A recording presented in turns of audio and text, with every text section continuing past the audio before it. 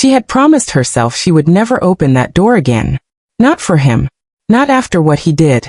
12 years she had spent turning that promise into the walls of a whole new life, brick by brick, and it took exactly 4 seconds standing in her own hallway for all of it to come down. Because the man on the other side of that door was not supposed to exist anymore. Not in her city. Not on her step. Not with rain in his black hair, and that same unbearable stillness in his eyes. Looking at her the way he used to look at her, like she was the only real thing in a world made of glass. Chidinma Zola did not scream. She did not cry. She just felt her own pulse slam once, hard in her throat, and she thought, with a strange far-off calm, that her heart had no business remembering him this fast. He said her name once. Just her name. And the sound of it in that low voice cracked something open in her chest that she had spent over a decade sealing shut. "Don't," she whispered, and her hand tightened on the doorframe until her knuckles paled. "Don't you dare say it like that." But he did not move, and he did not look away, and that was the thing about Daniel Seo that had ruined her the first time. He never chased. He simply waited, unshakable, certain, until the whole world bent toward him. She hated that she remembered it. She hated more that some traitor part of her had never stopped waiting too. Behind her, deeper in the apartment, a small voice called out, "Mum, who is it?" And Chidinma Zola felt the floor tilt beneath her feet, because the one thing she had spent 12 years protecting was awake, and 11 years old, and standing in the hallway with his father's eyes, asking about the stranger at the door. She stepped sideways to block the view. Too fast. Far too fast. And she saw the exact instant Daniel's gaze flicked past her shoulder, caught the boy, and went utterly, terrifyingly still. For a long moment neither of them breathed. The rain filled the silence, soft and endless. And Chidinma watched a man who ran an empire on fear look at her son like the ground had opened under him. She did not understand it. Not yet. All she knew was that she needed him gone before he could count, before he could do the terrible arithmetic of 11 years and a boy with his exact eyes. "You need to leave," she said. "Chidinma." Her name again, rougher now. "Who is that?" It was not a question. It was a man watching his own life rearrange itself in real time. And she did the only thing she could. She shut the door in his face. Her back hit the door and she slid, just slightly, her legs no longer entirely her own. On the other side of 2 inches of what stood the only man she had ever loved, and the last man on earth allowed to know her secret. Ethan patted closer, socks on the floorboards. "Mum, you're shaking." She wasn't. She was. She pulled him into her side and pressed her lips to his soft curls and breathed him in and thought, "Not tonight, not ever. You will never know what that man cost us." To understand why her hands were trembling, you have to go back. All the way back. 12 years, to a coat room. To a girl who still believed the world might be kind to her. 12 years earlier, Chidinma Zola was 22 years old and worked the coat room of the finest hotel in the city, a hotel owned, though she did not know it then, by the Seo family. She was the girl who took your coat and handed it back with a smile so warm you forgot the cold outside. She had learned young to make herself pleasant, because the world had also taught her, loudly and often, that a girl shaped like her had to earn her place in a room. Her mother's voice still lived in her head. Too much, Chidinma. Always too much and never quite enough. She had never expected the man who would change her life to arrive on the worst shift of her week, soaked from an argument he refused to explain. With blood on his knuckles he did not bother to hide. Daniel Seo was 25 then, and already the most dangerous man in any room he entered, though he wore it quietly, like a coat he never took off. He came into her little amber-lit world to escape a party he could not stand, and he found a girl who did not flinch at the blood on his hand. She only took his coat, looked at the split skin, and reached under her counter for the small first aid tin she kept for clumsy staff. "Sit," she told him, this stranger who commanded men twice her age. "You're dripping on my floor." He sat. That was the first thing that undid her. Later, when she pieced it all together, men like Daniel Seo did not sit because a coat room girl told them to. But he did, and he watched her clean and wrap his hand with a focus that made her skin prickle. And when she finished he did not thank her. He asked her name. "Chidinma," she said. "It means God is good," he said, and she froze, because no stranger had ever known that. "My mother collected names," he added quieter, "before she died." 2 wounded people in a small warm room. Neither of them knew yet that this was the beginning of everything, and the beginning of the end. He came back the next night, and the night after, always to her little coat room, never to the party, until the coat room became the only place in the world where the most feared man in the city could simply breathe. He told her things he had never told anyone. She told him about her mother's voice, the one that said too much, never enough, and he looked at her for a long moment and said the words that would haunt her for 12 years. Whoever taught you to shrink, he said, was lying to you. There is not one thing about you I would make smaller. Weeks turned. What began as a bleeding hand became something neither of them dared to name out loud. He would find reasons to cross the lobby just to catch her eye. She would feel him before she saw him. That particular gravity he carried, pulling the whole room a half-degree toward him. And somewhere in those stolen weeks, a coat room girl who had been told her whole life that she was too much fell in love with a man the world would never let her keep. If you have felt even a fraction of that pull, that impossible wanting, then stay with me, because you already understand why what happens next broke her.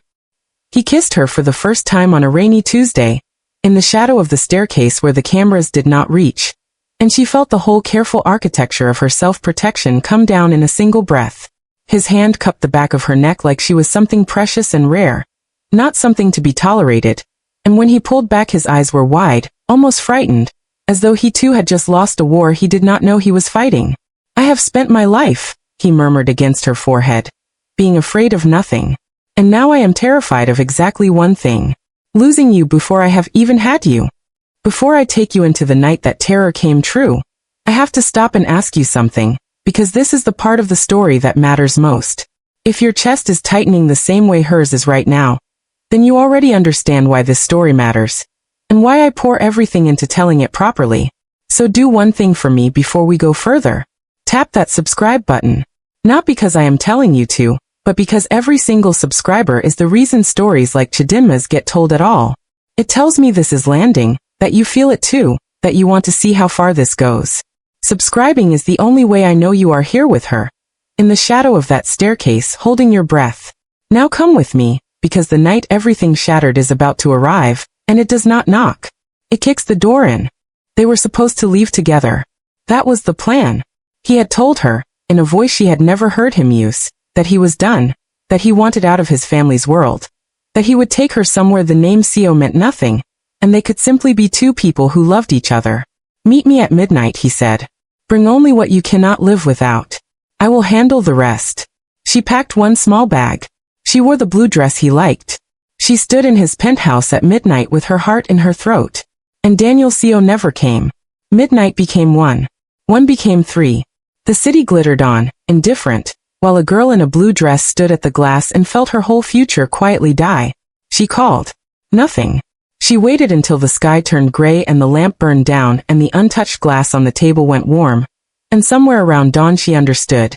In the cold complete way you only understand a thing once, that he was not coming. The most powerful man she had ever known had looked her in the eye, promised her a life, and vanished into thin air. She told herself she would hate him. She spent years trying. But hatred needs answers to feed on, and she had none. Only a silence so total it swallowed every explanation she tried to invent. Had he been playing her all along? Had a man like that ever meant a word of it? Or had something taken him, something worse than a lie? She never got to ask.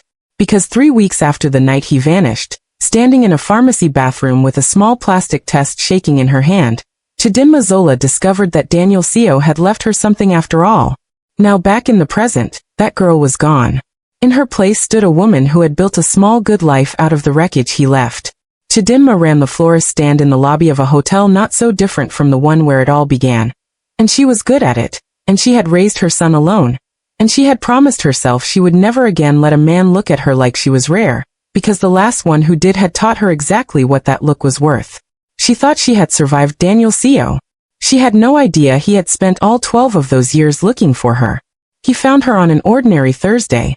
She was wrapping white lilies for a wedding when the light in the lobby seemed to change, when the noise of the place dropped a half step, and she looked up without knowing why, the way she always used to, feeling him before she saw him. The scissors slipped from her fingers and clattered on the marble. 12 years. 12 years and he had barely aged, only hardened. The softness she once coaxed out of him buried now under something colder. But his eyes found hers across that lobby and for one unbearable second he was 25 again, bleeding in her coat room, looking at her like she was the only real thing in the world. She wanted to run. Every nerve in her body screamed it. But her feet had rooted to the floor, and by the time she remembered how to move he was already crossing the lobby toward her with that unhurried certainty that had always been his. And there was nowhere in the world far enough to go. Chidinma. Her name in his mouth again, after 12 years. And it still landed like a hand on her chest. You do not, she said low and shaking, get to say my name. He asked for 10 minutes. She gave him 5, in the cafe off the lobby, only because refusing would have made a scene. And a scene would have brought questions, and questions were the one thing she could not afford. They sat across a small marble table, 2 strangers wearing the faces of people who had once loved each other. And the rain traced slow lines down the window beside them. I did not leave you, he said. She laughed and it came out cracked. You were not there, Daniel. I stood in your penthouse until dawn. Whatever you call that, I call leaving. Something crossed his face then, fast and terrible. Gone before she could name it. There are things about that night, he said, each word measured, that you do not know. Things I have spent 12 years unable to tell you, because telling you would have painted a target on your back the size of this city. How convenient, she whispered, that the story only makes you the hero. But her heart was pounding at exactly 112 beats a minute, and she hated that she had counted, and she hated more that some buried part of her wanted, desperately, for it to be true. She stood before he could answer. She walked out with her spine straight and her hands trembling and did not let herself look back, because looking back at Daniel Seo was how she had lost herself the first time. She made it all the way to the rain-slick street before her legs gave out, and she had to lean against the cold wall of her building and simply breathe. And that was when she noticed the black car, idling across the street. The way it had been idling, she realized with a slow cold horror, for 3 days now. It was not Daniel's car. She knew his the way you know a scar. This one was wrong, patient in a way that made her skin crawl, and as she stared a rear window slid down 2 inches, just enough for her to feel a pair of eyes she could not see, and then it slid back up and the car simply pulled away into the rain. She told herself it was nothing. She almost believed it. Then her phone buzzed, and the screen lit with a message from a number she did not know, and her whole body went cold. The message had no words she wanted to read twice. Just a photograph of her son walking home from school that afternoon, taken from across the street, and beneath it 4 words that stopped her heart cold. Such a beautiful boy. She ran. She ran the whole way up to her apartment and grabbed Ethan and held him too tight, and he squirmed and laughed and asked what was wrong. And she smiled and lied and felt the walls of her small safe world begin to crack. She did not know that 2 miles away, in a tower of black glass, Daniel Seo had just received the same photograph. And for the first time in 12 years, the most feared man in the city was afraid. He had spent 12 years keeping her invisible. 12 years of watching from a distance, of quietly making sure the name Chidinma Zola never crossed the wrong desk, of loving her the only way his world would allow, which was silently, and from afar and never, ever close enough to touch. And in a single reckless Thursday he had undone all of it. He had walked into that lobby. He had let himself be seen with her. And someone had been watching. He knew exactly who. He had always known this day might come. He just never thought it would come wearing his own son's face. If you are still with me, still holding your breath through all of this, do one small thing so I know you are here. Drop a comment and tell me you are still watching. Drop the one emoji that matches exactly how you feel this second. And tell me where in the world you are watching from, and what time it is where you are. If you are on your TV right now, just hit that like button so I know you are in the room too. Now stay close, because the man in the black car is about to have a name. And it is a name Daniel had prayed he would never hear again. Marcus Hahn had been waiting 12 years for Daniel Seo to make a mistake. He had learned, long ago, that a man with nothing to lose cannot be hurt, and that for over a decade Daniel had been exactly that man, cold and untouchable and caring for nothing. Hahn had watched, and waited, patient as stone, certain that sooner or later the ice would crack and reveal something soft underneath. Something to take. And now at last it had. A woman. A boy. A weakness with a heartbeat. Hahn had not smiled in years. He smiled now. Which brings us back to where we began. To the rain and the door, and Daniel Seo standing on Chidinma's step looking at a boy with his own eyes. Except now you understand what she did not. He had not come to reclaim a lost love. He had come to warn her. He had raced across the city the instant that photograph landed, breaking 12 years of careful distance in a single night, because the only thing more dangerous than Marcus Hahn knowing about her was Chidinma facing him alone and unwarned. And she had shut the door in his face. She opened it again 10 minutes later, because the photograph on her phone had made her hands shake too hard to pretend, and because somewhere beneath the anger she knew, she had always known, that Daniel Co did not appear on doorsteps in the rain for nothing. He did not gloat. He did not push inside. He stood in the cold, and he said the words that changed everything. "The man watching your son," he said quietly, "is the man who took me from you 12 years ago. He did not just make me disappear, Chidinma. He gave me a choice. You or your life. I chose the only way I knew to keep you breathing. I walked away so he would have no reason to touch you." His voice broke, just slightly on the last of it. "I did not abandon you. I traded my whole life for yours. And I would do it again." 12 years of hatred she had carefully built, brick by brick, to survive him. 12 years of telling her son his father was a man who left. And in 4 sentences on a rainy landing it all turned to dust in her hands. He had not chosen power over her. He had bled for her in a way she never let herself imagine. And he had done it in silence. And he had done it for so long that the doing of it had hollowed him into the cold man standing before her now. She wanted to scream at him. She wanted to fall into him. She did neither. She simply looked at the boy asleep down the hall, then back at his father, and she said the sentence she had sworn she would take to her grave. She did not tell him about Ethan. Not yet. She could not with a monster watching her son through a long lens, not until she understood what protecting him truly meant now. But she let Daniel take her up to the roof of her building where the wind could carry their words away from small ears. And there, under a cold sky, 12 years of silence began, slowly to break. He told her about Marcus Hahn, about the debt, and the choice, and the years of watching over her from the shadows. And she, against every promise she had made herself, felt the ice around her heart begin to thaw. His hand came up, slow, giving her every chance to pull away. She did not pull away. His fingers hovered a breath from her cheek, close enough that she could feel the warmth of him. And her whole body remembered a rainy Tuesday and a staircase and a boy who once told her there was not one thing about her he would make smaller. "I never stopped," he said, so quietly the wind almost stole it. 12 years, Chidinma. Not for one day did I stop." And when his hand finally, gently met her skin, she let herself lean into it, just once, just for a moment, and felt something she had buried for 12 years crack wide open in her chest. And that was when the rooftop door opened. Ethan stood in the spill of light, small and sleep-rumpled, having woken to an empty apartment and climbed the stairs looking for his mother. He looked at Chidinma. He looked at the tall stranger standing far too close to her. And Daniel Co turned, and for the first time in his life laid eyes on his son from a distance of 10 feet, close enough now to see everything. The boy had his eyes. His exact eyes. There was no version of the world in which that was a coincidence, and Chidinma watched the truth hit Daniel like a bullet. He did not speak. He could not. A man who had commanded armies of frightened men stood frozen on a windswept roof, staring at 11 years of a life stolen from him, at a son he had never held, never named, never known, and Chidinma saw his composure, the cold armor of 12 hard years, simply fall away. "He is mine," Daniel breathed. It was not a question either. "Yes," she whispered. "His name is Ethan."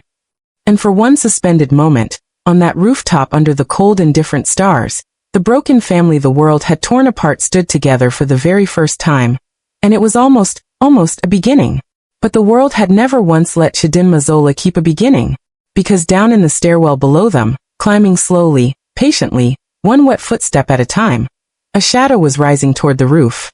Daniel heard it first, that old instinct snapping his head around, his whole body turning to stone.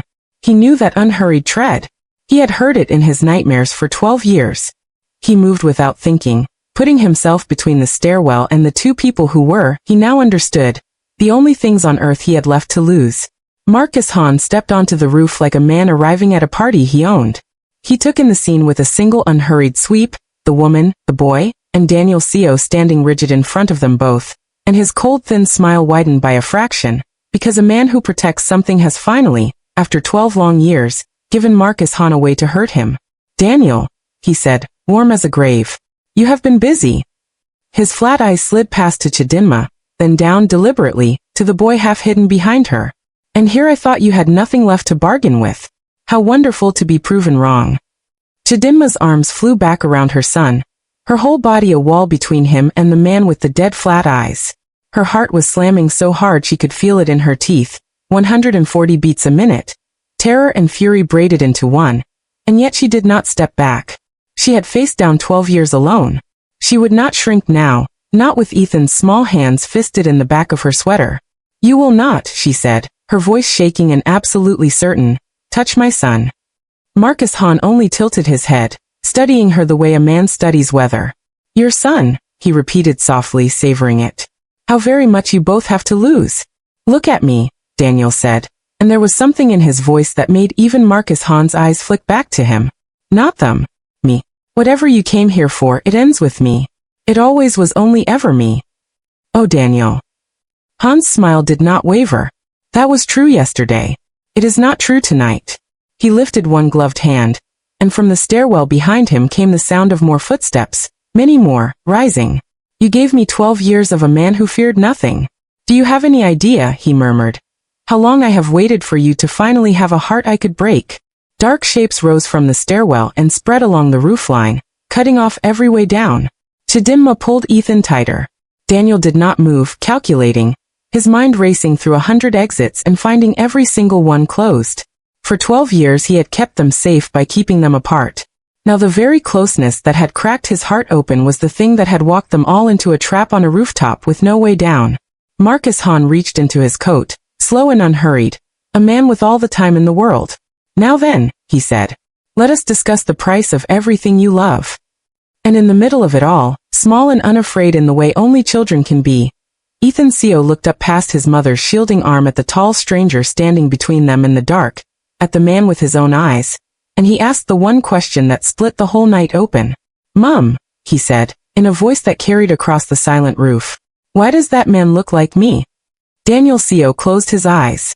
Marcus Hahn began, softly, to laugh. Daniel turned to Chidinma, and in his face was every word he had never gotten to say, 12 years of them, and one impossible decision forming behind his eyes. He looked at his son for the first and maybe the last time as a father. He looked at the only woman he had ever loved. And then he looked at Marcus Hahn, and something in him went very, very quiet. "Take him and go," he said to Chidinma low and fast, pressing something small and cold into her palm without breaking Hahn's gaze. "The stairwell on the east side. Do not look back. No matter what you hear. Do not look back." "Daniel." Her voice shattered on his name. "Daniel, no. And that is exactly where I have to stop. Because what comes next changes the entire story. Because the choice Daniel Seo is about to make on that rooftop is the same impossible choice he made 12 years ago. And this time there may be no coming back from it. Because the key in Chidinma's hand opens a door she does not yet know exists, to a truth even bigger than the one she just learned tonight. If you have to know what happens, if your heart cannot take leaving them there on that roof, then comment the words part 2 right now. And I will know to bring it to you fast. Do not just sit with this. Tell me. Part 2. Say it, and it is yours. She ran for the east stairwell with her son's hand in hers and her love's key biting into her palm. And behind her, on a rooftop in the dark, Marcus Hahn finally stopped laughing.